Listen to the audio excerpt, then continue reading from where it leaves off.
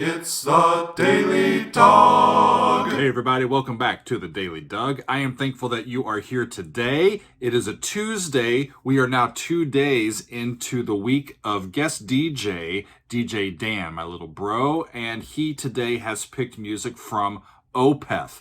I was sure that Dan was going to pick some music by Opeth, one of his favorite bands. What I was not expecting is that he could not make up his mind. So he has picked 2 songs, and I have graciously agreed to do both of them. So this is a double hitter here. We got 2 Opeth songs coming at you. The first one is the Wilde Flowers, and this is going to be a relatively recent selection. And then the second one, we're going to go to Bid You Farewell, which is one of their older pieces. So it's going to be fun. A little bit about the Wilde Flowers. This is from Sorceress, their 12th studio album released in 2016. One of the things that I read about this one is that this is the very first song that Arkefeld wrote for this particular album, and he may have been influenced at the time by going through a recent divorce. The lyrics are dark and dealing with a lot of pain and with a lot of disillusionment, right? So I'm curious to see what the music sounds like to go along with it. And since we have 2 songs, I'm going to get right to it. So here is the Wilde Flowers by Opeth. Here we go.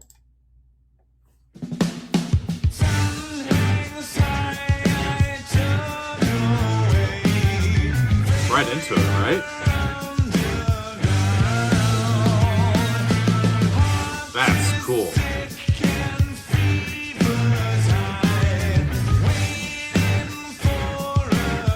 Well, no band sounds like them. His voice is so unique.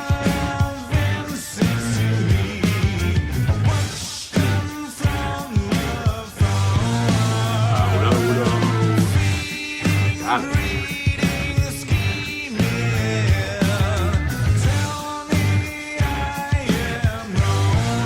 Sounds like they're in G minor.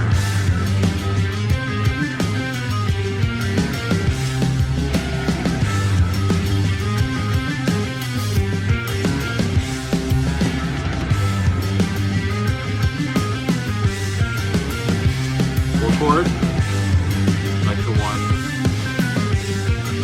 It's hard to tell the riff, what the riff's doing. But this.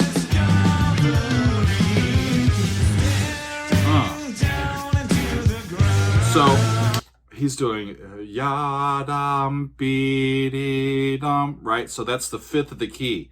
So they're in G minor, but he's singing on that 5th, the D, and the D keeps going down to a C sharp and back.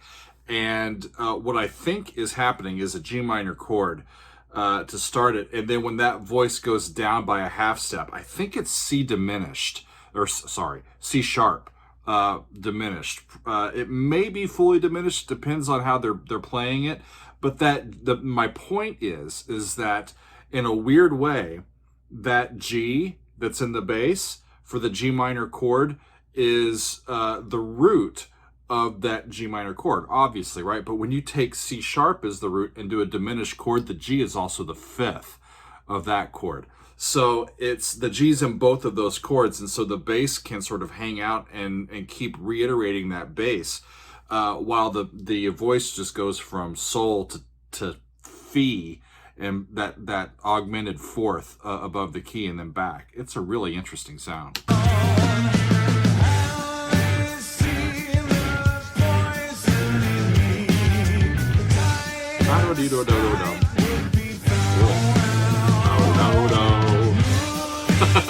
Do, re, me.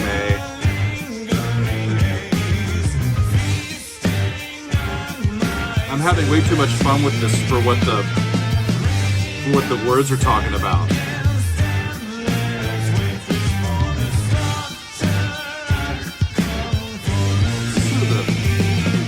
The synthesizer, it's back there. Can't hear it as much, but it was there. Woo.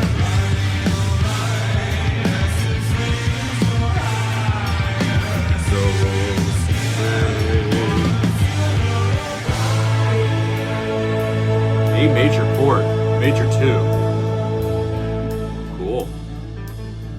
Doesn't happen very often in minor keys.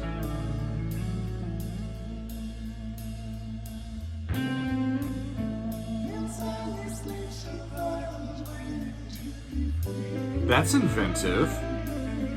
Back and forth between like an A major and an A minor chord. I'm loving this.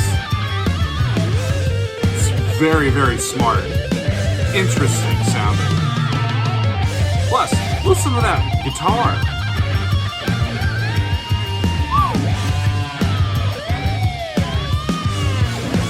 Also,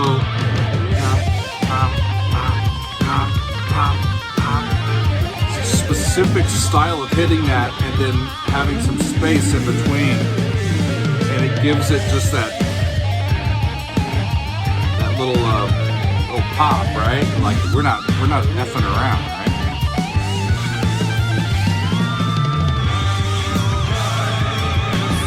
Yeah.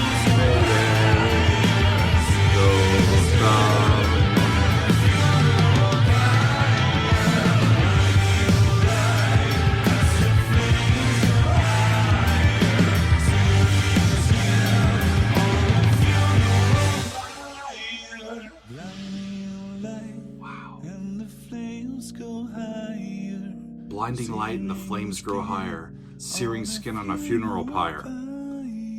It's not a nice thing.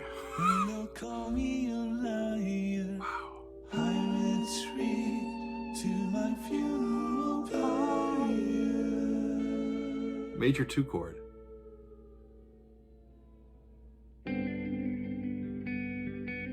Major 1 chord. Okay.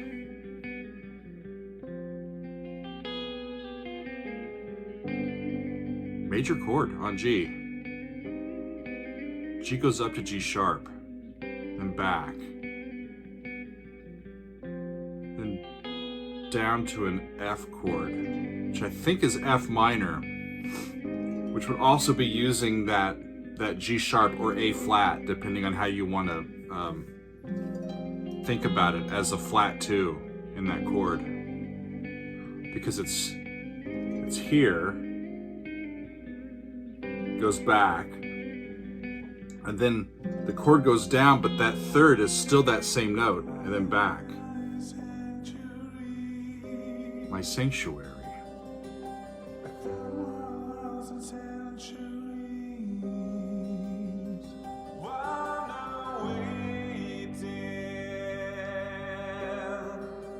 The color of his voice is one of my more favorites among singers that I've heard recently. Just love his color. It's so unique. Plus, it's in a range I can sing along with if I just learn these songs.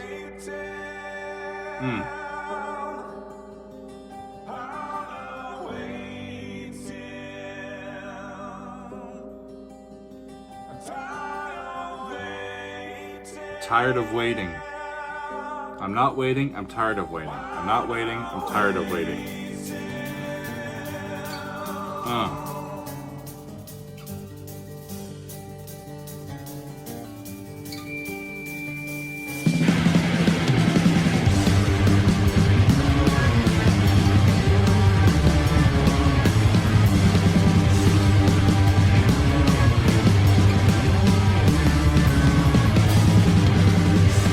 Not for a second double time, but not really.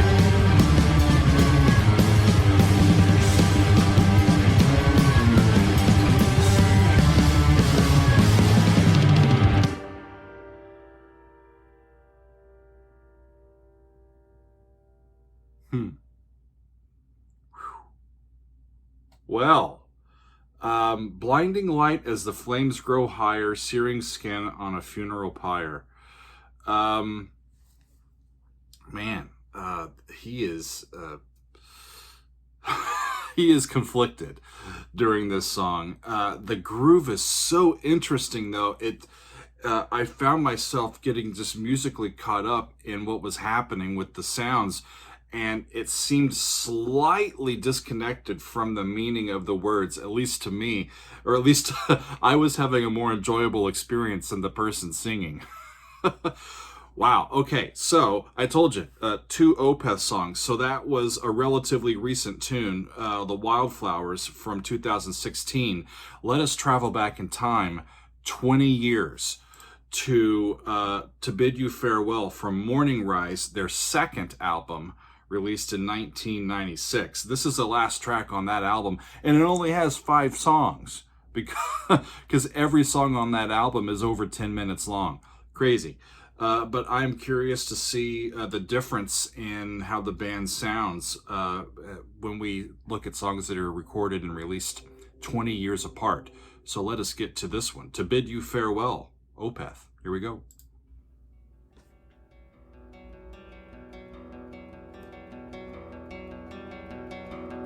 E minor. I love it when heavy metal bands play acoustic guitars. I don't know what it really is or how to quantify it. Just the way that they mix their songs and the way that they play guitar just sort of fits into their overall musical sensibility. When it's acoustic, there's just something special about it to me.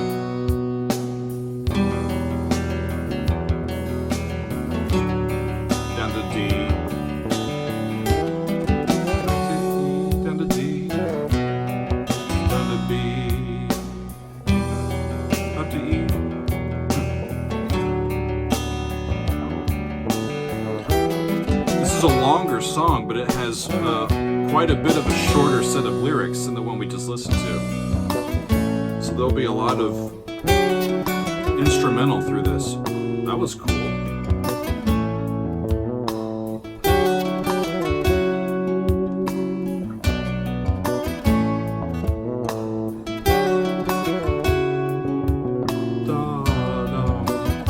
Huh. They moved to B minor. They moved to the minor dominant and stay there. So that's 1, 7, that's an A, G, A, back to B, A, flat 6, flat 7, 1. Standard progression. Lovely sounds though.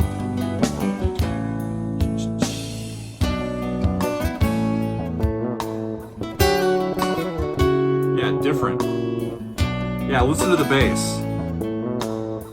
Awesome. Will they do it again? Yeah. Is that leading tone to B? It's a cool little motion in the bass.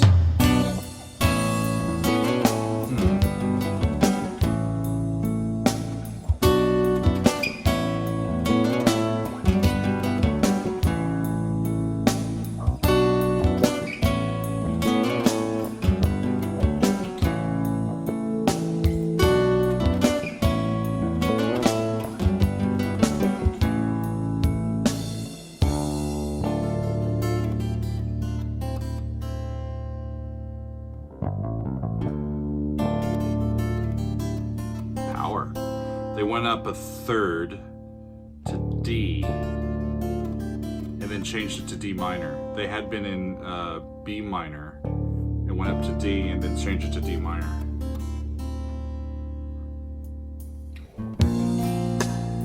Ooh.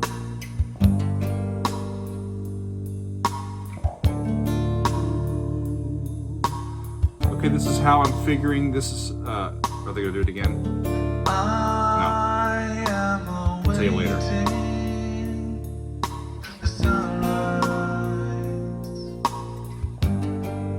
Boy, the rim shot on the drums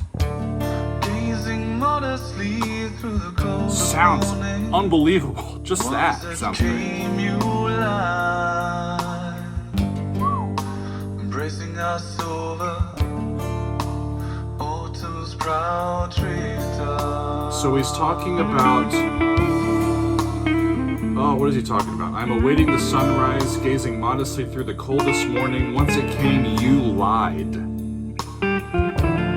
Embracing us over autumn's proud treetops. Ooh. Awesome. he's eager for a new start in life. He's ready to move on. I stand motionless in the parade of falling rain. So here's what I was thinking about. That note is a D, right? When this chord changes, that's still in the chord. And when we go to that chord, it's still in the chord. So I'm listening for chords that have the same D in all three of them. It's kind of how I am checking my ear against what I hear. This is cool, y'all. Taking their time. It's really spacious. Up a step. Just a straight little modulation to E there.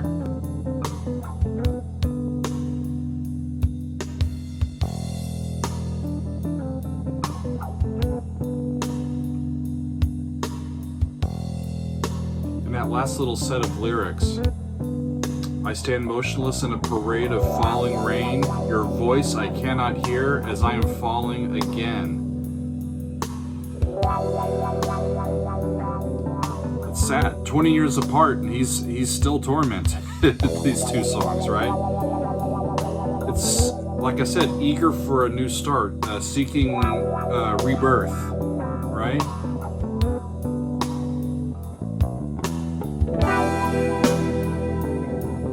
Sounds unbelievably cool. We listened to Metallica yesterday, and I can't help but compare just the quality of the way that the instruments are recorded and the way that they're mixed together. Night and day.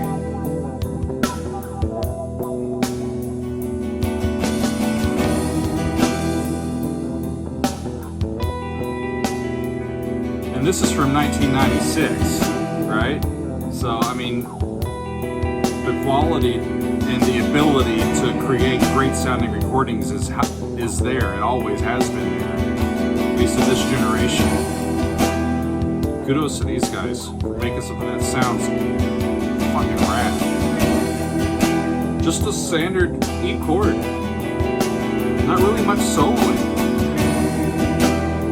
Just wallowing in this. Okay.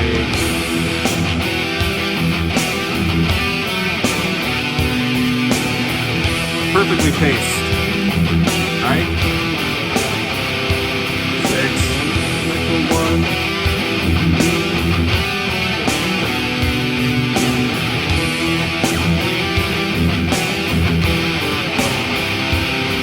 Devotion and lose, and the sadness I lumber.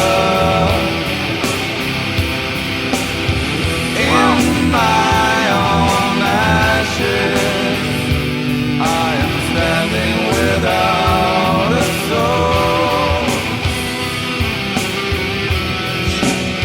In my own ashes, I am standing without a soul.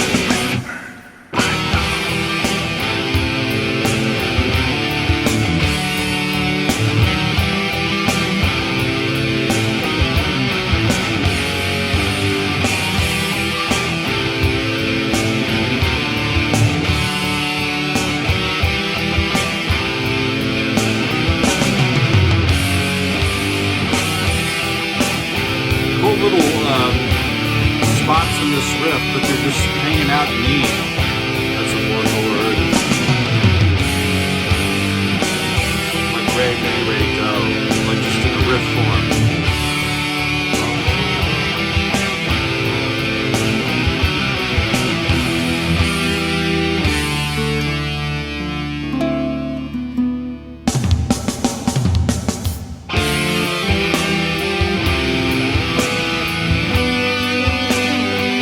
That was intriguing, y'all.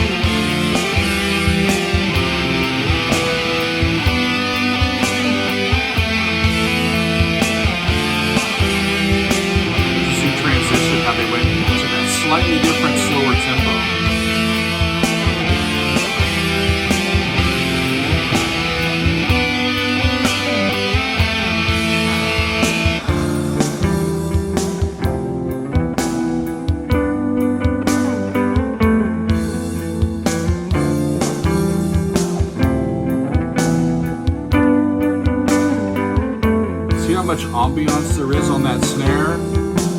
is the one we heard from Lars the day before, Metallica. Has so much life in the room.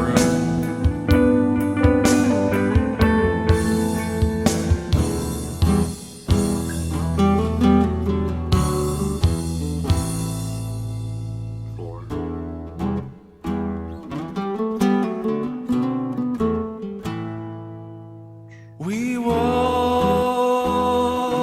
into the night. Am I to bid you farewell? We walked into the night. Am I to bid you farewell? Why can't you see that I tried? He's trying.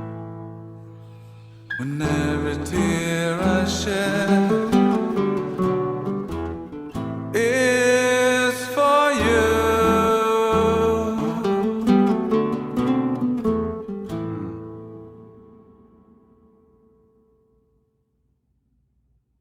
And that's it. Wow. I don't really know which way to go here.